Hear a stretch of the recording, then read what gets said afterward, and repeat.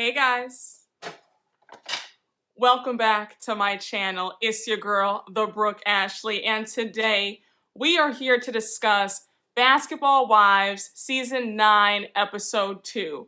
Let's just jump right on into it because I have quite a few things to say, especially regarding a few returning faces who we saw in tonight's episode. So we start off this episode with everybody's corona updates.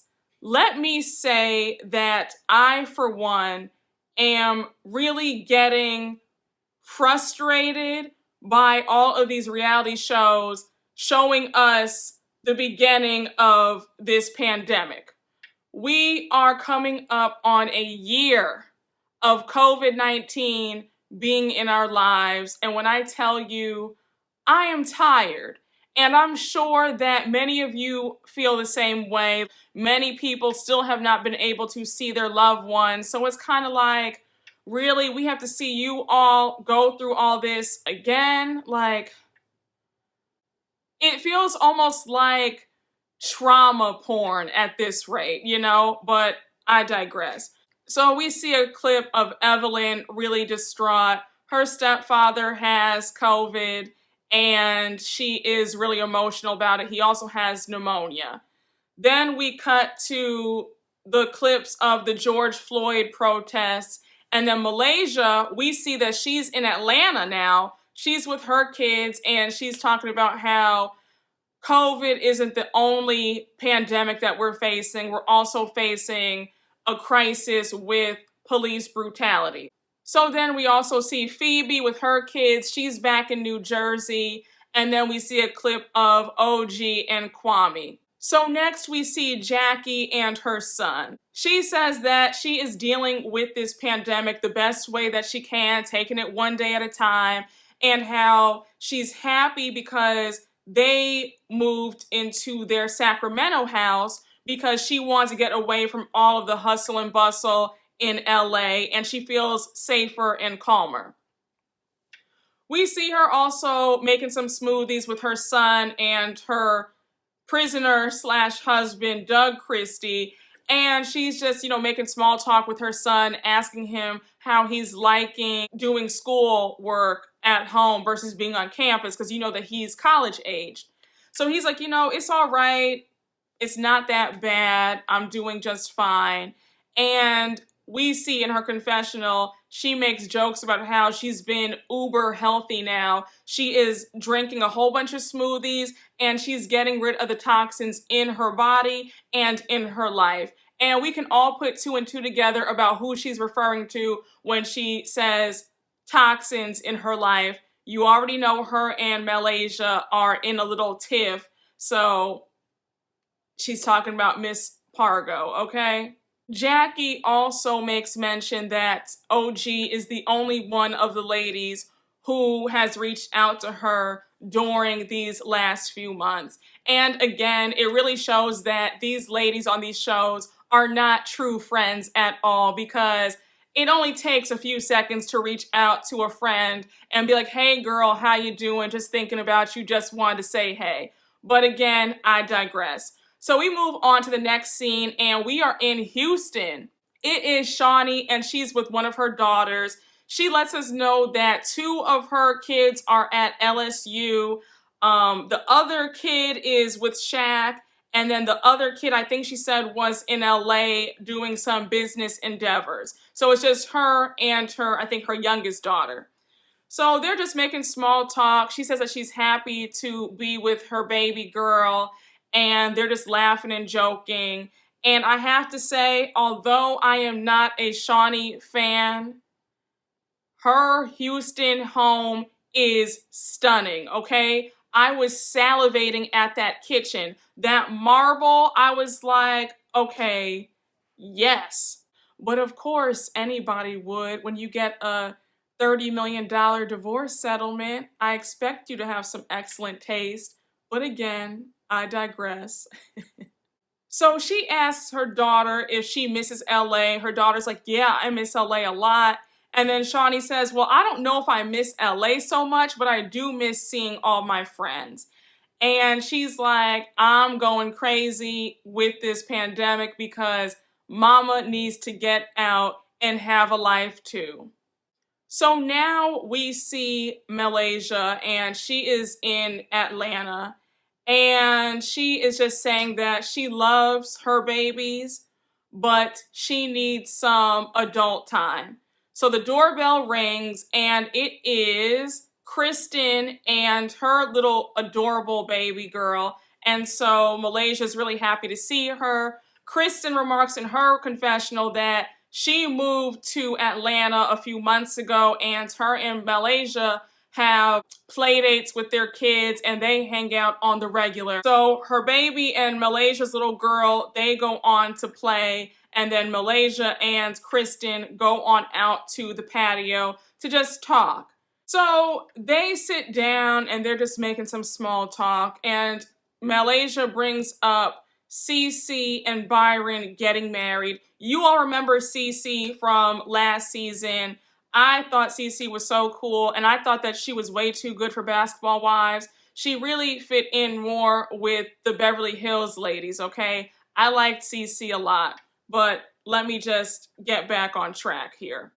So then Kristen says, now girl, you know I love you to pieces, but I was very upset and hurt that you did not show up to my George Floyd protest event because I really wanted you to be there. So then Malaysia is like, girl, I really wanted to go. I was actually in the car and I had to turn back around because I was really triggered. She brings up how she's still not over her brother being murdered by the cops. So she starts crying, and then Kristen feels bad, and Kristen's like, girl, you don't have to apologize. I understand.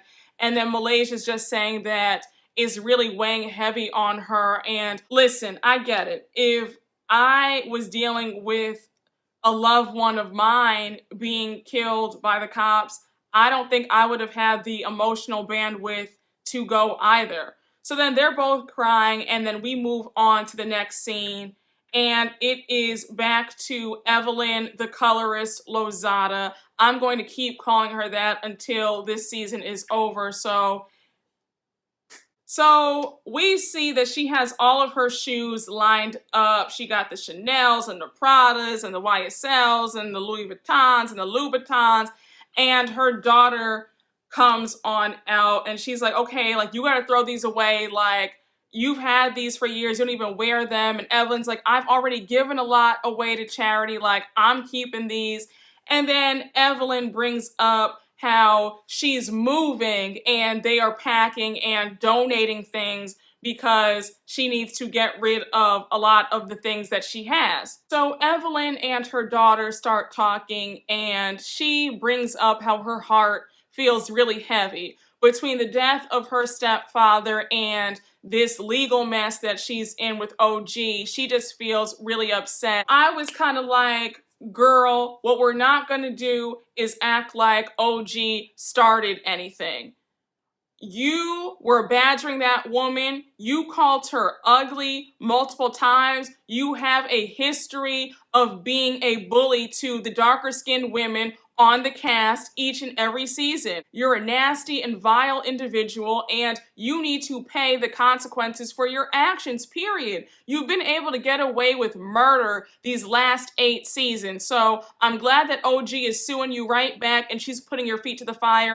So that scene ends, and we move on to see Kristen. She's at home and she's getting ready for her friend Monteria Robinson to come by the house. She's also invited Malaysia, and she wants Malaysia to come and meet her friend because she thinks that it would be really good in the grieving process that Malaysia's going through regarding her brother who was killed by the police. So her friend Monteria gets there first, and we find out that Monteria's son was killed by the police, and she has become an activist, and she's been working very heavily for police reform. And so she comes in, and she just seemed like such a sweet spirit. I really liked her. I was really happy to see someone positive on my screen for once, especially on this show.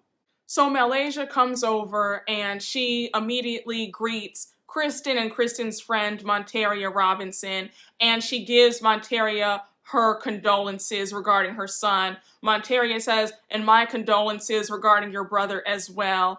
And then Malaysia lets her know that she doesn't think that she's ever going to feel healed regarding the death of her brother. Monteria tells her that's completely normal, and I don't think that you ever become healed after a loved one dies. She makes it a point to say, I understand your hurt and your pain, but for me, I just can't sit in the bed crying all day because that doesn't help anybody. So that's why I decided to get out there and really try to make a change and get some of these laws changed and get things better for the next generation or for other young Black people so that they don't go through what my son went through. So Malaysia is just really happy to hear what Monteria is saying. And then she says that she wants to now talk to her kids about everything that's going on in the news and how she's been avoiding it and how hard it is to raise Black kids during these perilous times. And Monteria is like, I completely agree. Like, I totally get it. Next, we see Colorist Lozada FaceTiming all the women, letting them know that she wants to do like a girls' trip. And of course, it's going to be done safely. They're all going to get tested. And she wants to rent out a mansion for a week or two so that they can have some fun, have some girl time, chat, drink, and just let go of all their cares and worries. So all the ladies are like, okay, cool, sounds great. They're all excited. And then Evelyn mentions to Phoebe and Malaysia that she wants to invite Jackie as well. And Malaysia's like, you know what? I'm a big girl, so I'm going to put on a smiling face, and it is what it is. I'm not going to trip over it. Like, I haven't seen her in months. We got bigger fish to fry in the world, so that's cool. Phoebe is like, Jackie's coming. Like, oh, Lord. Like, are we going to get nice Jackie or mean Jackie? She makes a remark about how Jackie called her a nincompoop last season, and she's still upset about that. I was like, girl, you've never heard that word before? I was kind of cracking up, like, that wasn't anything that you need to still be holding a grudge about. My goodness, but... So now Evelyn FaceTimes Jackie, and they exchange the usual pleasantries, and Evelyn lets Jackie know the plans about renting this fabulous mansion and all the girls coming together. So Jackie's like, oh my gosh, that sounds great, that sounds fabulous, I'm down. And Jackie makes a remark in her confessional that she's happy about this happening because these ladies are a sisterhood and they all need to sort through their issues and they all need to become one again. And I was like, girl, you have women who are pure evil in this group, so fat chance of that ever happening with everybody coming together and having peace. But again, I digress. So the next scene, we are back in Atlanta, and I'm automatically assuming that we're going to see either Kristen or Malaysia. Well, we're wrong. It is Miss Jennifer Williams. And I was like, I know Jennifer is happy for this check. So Jennifer says that she has moved to Atlanta. It's a fresh start. She's making moves. She's living her life. She has really bossed up. She's doing the damn thing, okay? And she's really happy to be in the ATL. I have always struggled to like Jen. I always thought that she was Evelyn's flunky. She's another one who doesn't have much in her head. She seems like such a boring person. Like, she speaks in that monotone voice. She doesn't have an opinion for herself. I mean, the way that she followed behind Evelyn for years and years and years, it always screamed pathetic to me. I've always gotten a very desperate vibe from her. Anyways, we see Kristen ring the doorbell, and she says that she has always liked Jennifer, and she thinks that Jennifer is really lit. And Kristen and Jen are cut from the same cloth, and they have that same exact energy, so I'm not really surprised that they are tight, okay? It's very much water seeks its own level. And this scene, I was just shaking my head like, oh, okay, got it. So they're making small talk, and Jen lets her know that she actually had COVID. And we find out that Jen got COVID from one of her friends who had COVID and didn't know it. And also that Jen was out and about going and traveling like we are not in a pandemic. And so Kristen's like, girl, I have been staying my behind at home, and here you are sauntering out and about and getting the COVID. So then Kristen brings up the news that was in the headlines for 5 seconds last year, and that was that whole mess with Jennifer and her fake boyfriend who stole her Range Rover. And so Jennifer doesn't make any sense. She just says that she plans on making a documentary about this mess that she's embroiled in. It's like, girl, when I tell you we don't care, and two, just say that you met a scammer and he stole your Range Rover and you ain't getting that car back. So then Kristen lets her know that she's going to be headed to LA real soon because Evelyn, her ex-BFF, is renting out a house. So Jen's like, oh, well, funny you should mention that because I'm going to be in LA at the same time too, and I'm going to be staying with Miss Jackie because she rented a mansion as well. I'm staying with Jackie and OG. So now Kristen is like, wait, what? Like, oh, like I had no idea about this. And they kind of get into it because Jen starts talking about how the women in the group are really awful. And Kristen, since she wants to be in with the cool girls, she gets defensive, like, you know, don't talk about Malaysia. And Jen is like, look, this is my house. I can talk about whoever I damn well please. I know that's right. And then she says, and nobody came to my defense when Malaysia threw a table at me. When I tell you, Malaysia has always had a very stank and nasty attitude too. I have never really cared for her whatsoever. And she's another one with a very boring personality as well. But I digress. So next we see OG, and she is at home. She is cooking some lunch for her family. Her mom and brothers are coming over to join them, and they all sit down. She's happy to see them.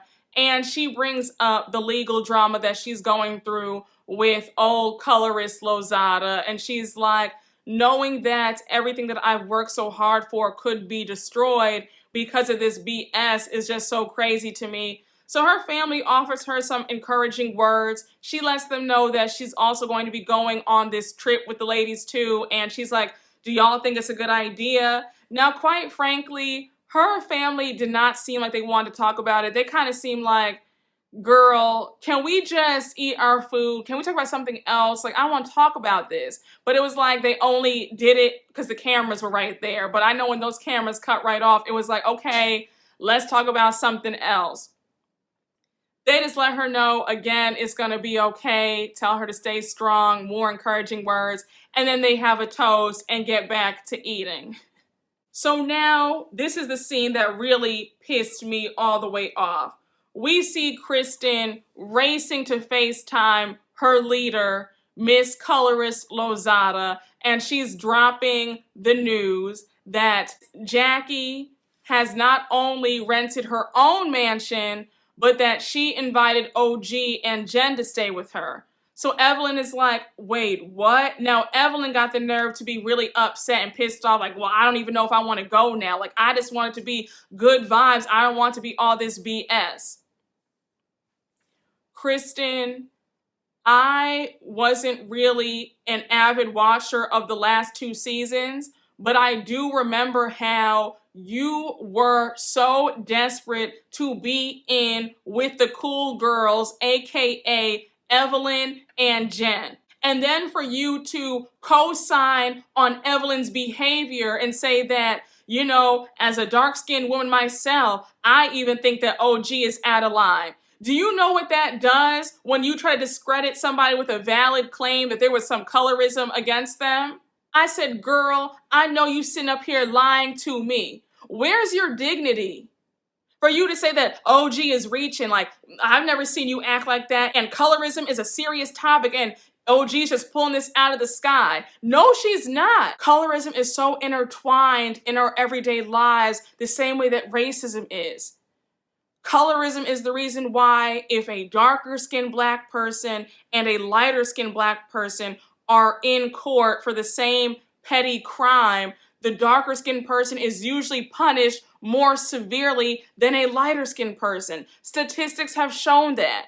People view darker skin as masculine. So when a darker skinned woman shows emotion or she's crying or upset about something, a lot of times people might feel, why is she crying? And you don't even know why you feel that way, but you're feeling that way because it's colorism. I could sit here all day and just break it down and give more examples, but I was beyond disgusted at Kristen sitting up there defending Evelyn's actions. For you to discredit another black woman with a non-black woman, I said, you are pathetic. You remind me very much of a certain woman who just left a certain Real Housewives franchise. I can't even remember her name, but drop down in the comments if you remember who I'm talking about. But yeah, Kristen reminds me of said person who I can't seem to remember her name. It just escapes me, you know? So next we see Malaysia. She is at home and she gathers all her kids up and she has the big talk with them about what's going on in the country, all the police brutality, and then she also discusses what happened with her brother. And she's emotional, you know, she's very emotional. And it was a really sweet conversation that she had with her kids. She let them know that she wants them to always stick up for themselves if anybody ever tries to push them down or talk down on them. And they received the message wholeheartedly. And she gives them a big hug in the end. A touching scene. So next we see OG and she is talking to her boyfriend Kwame. And she's just letting him know that she's excited for the trip. She's just really hoping that the ladies can see the error of their ways and address the blatant colorism in their group. And so Kwame's just listening to her. He gives her a few encouraging words and he tells her it's all going to be fine and to, you know, let them know what time it is. And she just says again that she's just hopeful for a positive outcome with the ladies. So next, we end the episode with all the ladies are packing for the staycation. And everybody is excited. Y'all, that was the episode. That was my recap. I hope you all enjoyed it. I already know that this season is about to wear me all the way thin, okay? So I have already mentally prepared myself. But again, you already know what to do. Make sure to like, comment, and subscribe. And I will see you guys later. Bye.